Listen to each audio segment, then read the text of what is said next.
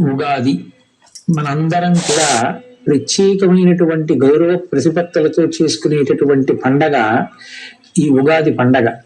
ఈ ఉగాదికే యుగాది అని ఒక పేరుంది. అంటే అసలు కలియుగ ప్రారంభం ఇవాల్టి రోజునే జరిగింది అని. భాషాపరంగా రాష్ట్రపరంగా వేరు వేరు ఉగాదులు ఉన్నప్పటికీ తెలుగు భాషకి మాట్లాడేటటువంటి వాళ్ళందరూ కూడా ఈ చైత్ర శుద్ధ పాడ్యమి నాడే ఉగాది పండగ చేసుకుంటారు. మనం చాంద్రమానాన్ని ఎప్పుడూ కూడా కాల గణనమునకు ప్రాతిపదికగా తీసుకుంటాం. ఈ చాంద్రమానమునందు చైత్రమాసం మొట్టమొదటి మాసంగా స్వీకరింపబడుతుంది. ఈ చైత్రమాసంలో వచ్చేటటువంటి శుక్లపక్ష పాడ్యమి ఏది ఉందో ఆ పాడ్యమి మొదటి తిథి. ఆ మొదటి తిథియే ఉగాది పండుగ. ఈ ఉగాది పండుగ ఎలా నిర్వహించుకోవాలి అన్నదాన్ని శాస్త్రాలు స్పష్టంగా చెప్పాయి. ఉగాది పండగ నాడు మాత్రం ఏ కారణం చేత కూడా బ్రహ్మ ముహూర్తానికి తరువాత లేవకూడదు. కనీసంలో కనీసం సూర్యోదయానికి ముందరే లేచి స్నానం పూర్తి చెయ్యాలి.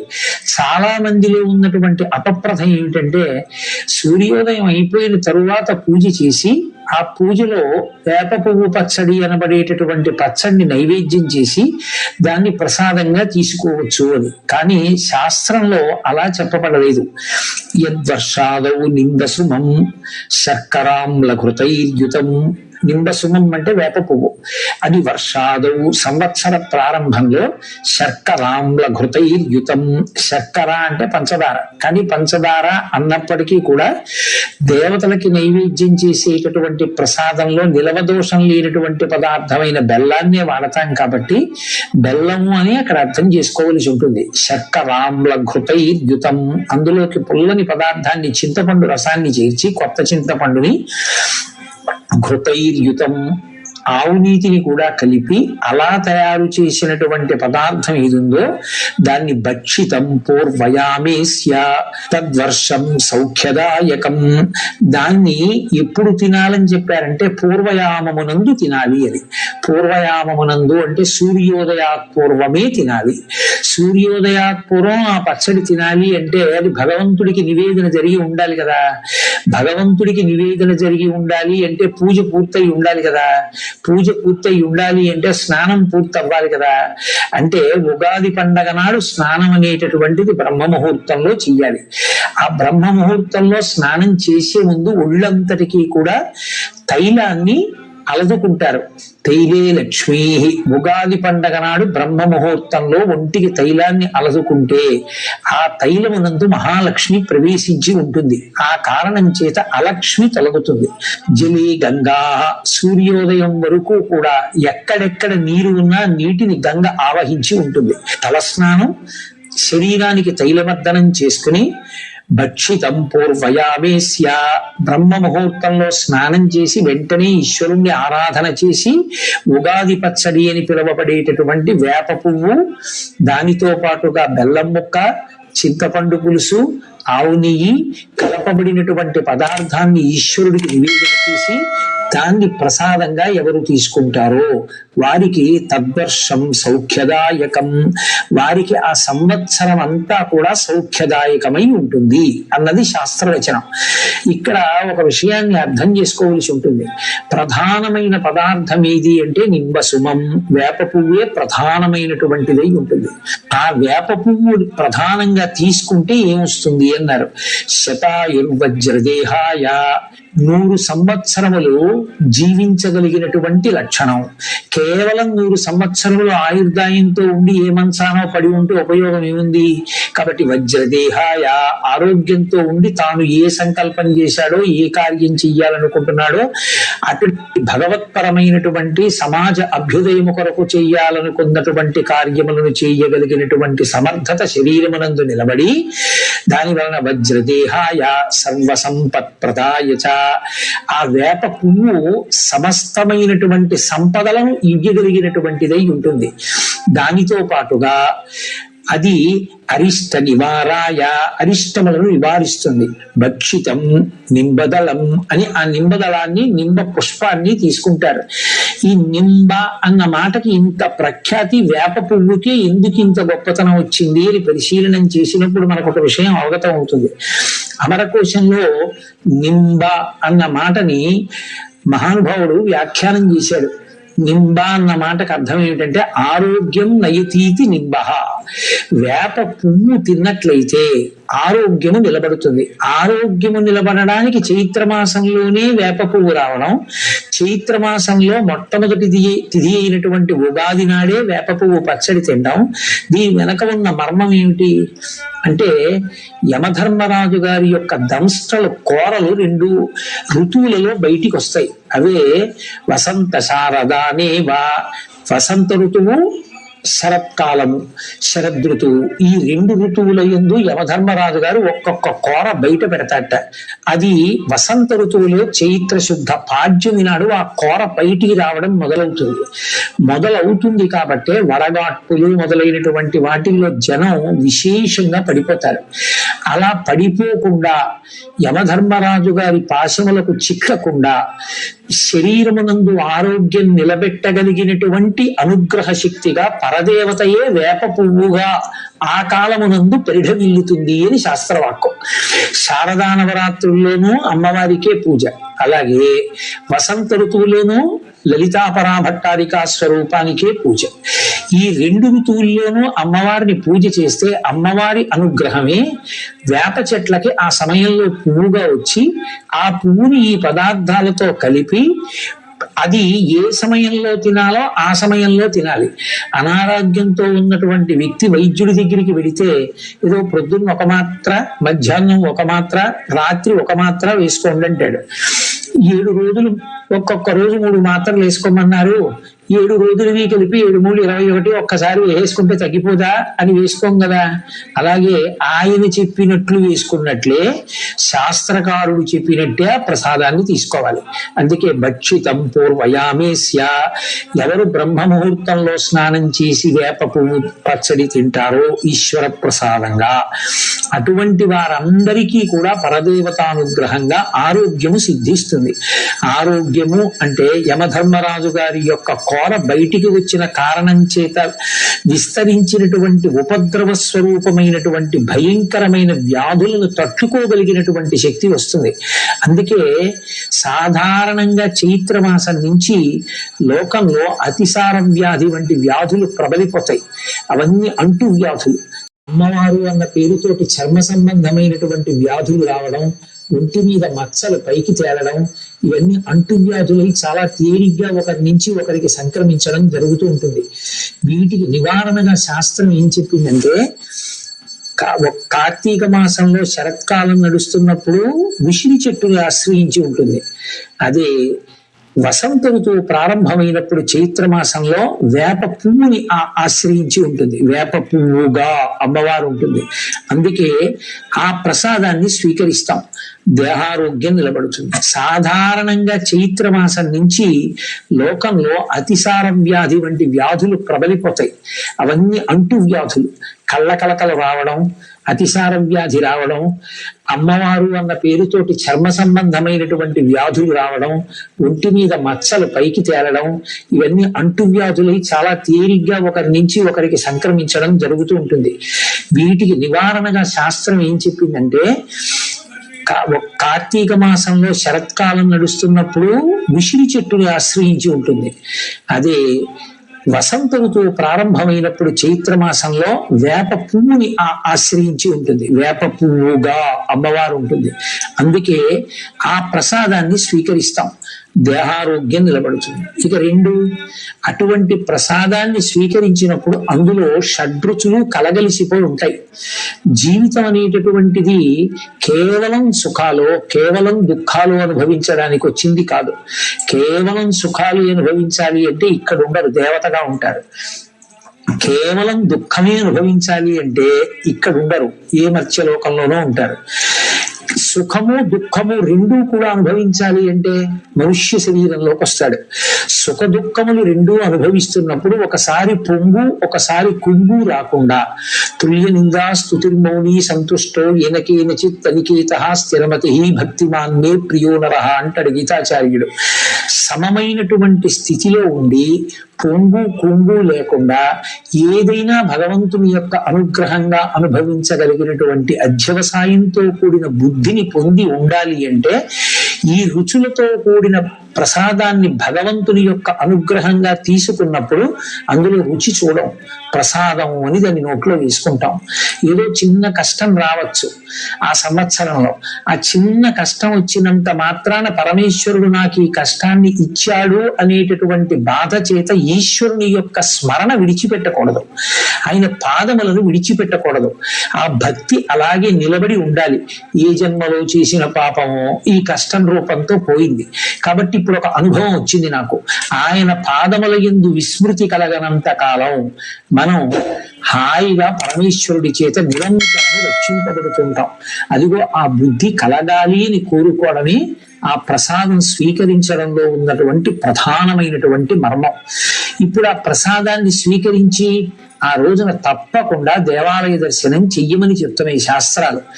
కాబట్టి ఆ దేవాలయ ప్రాంగణానికి చేరుకుని ప్రదక్షిణం చేసి పరమేశ్వరుడికి నమస్కరించి ఆయన యొక్క అనుగ్రహానికి పాత్రులు కావాలి. 3 పంచాంగ శ్రవణం చేస్తారు. పంచాంగము అంటే 5 అంగములతో కూడుకున్నది అని.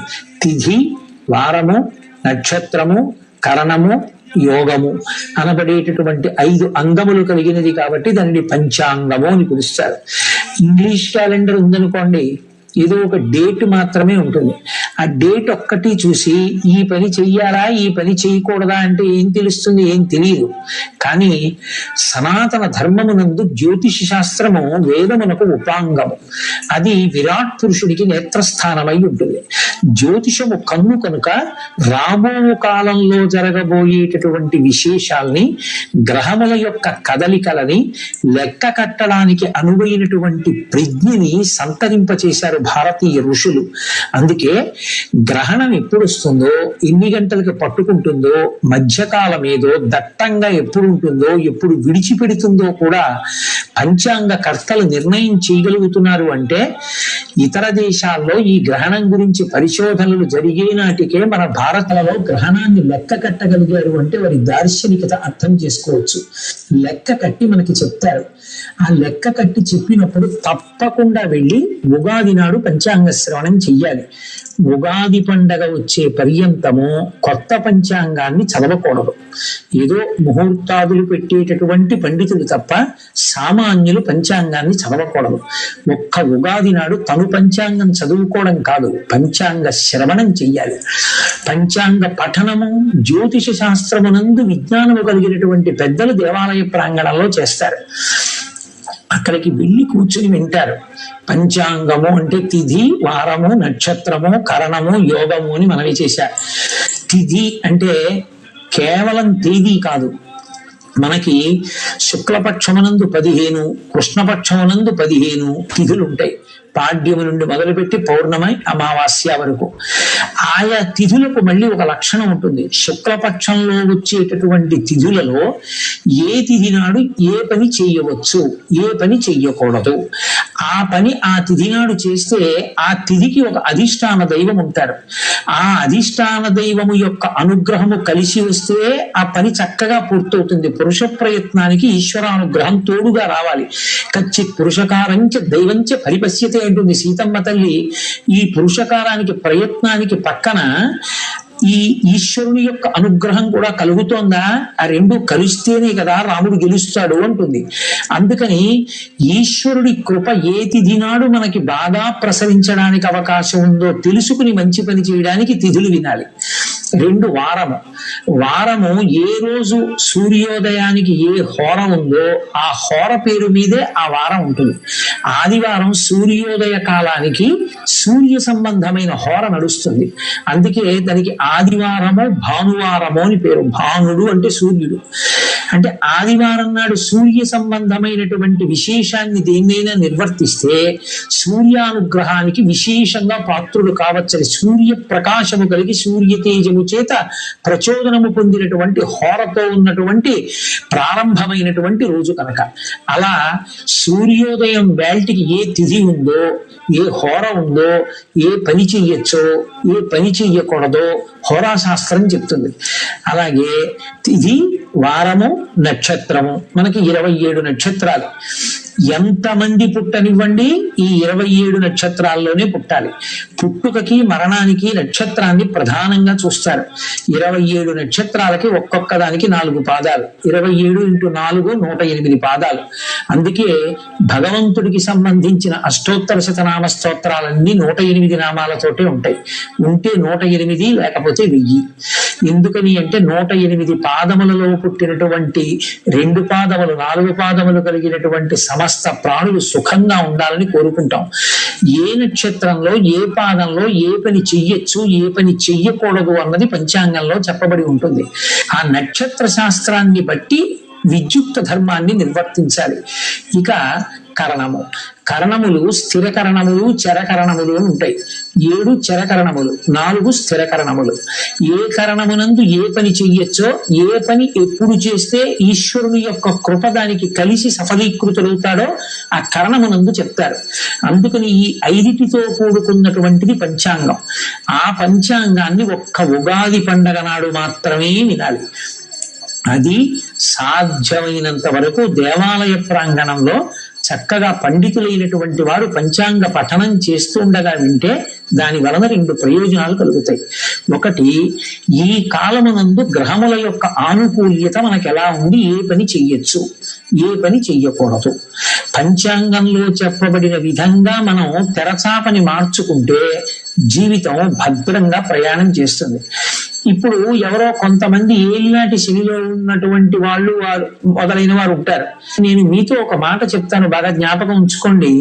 ఎవరు పరమేశ్వరుని యొక్క పాదములను గట్టిగా పట్టుకుని పూజ చేస్తారో వాళ్ళ జోలికి శనీశ్వరుడు కూడా వెళ్ళి బాధ పెట్టాడు. కానీ కర్మ ఫలితం పోవాలి కదూ. బాధ పెట్టడం అన్నది నిష్కారణంగా అనేక ఊళ్ళు తిరగవలసిన వాడు ఈ చక్కటి తీర్థయాత్రలు చేసి ఎన్నో దేవాలయాలు దర్శనం చేస్తాడు.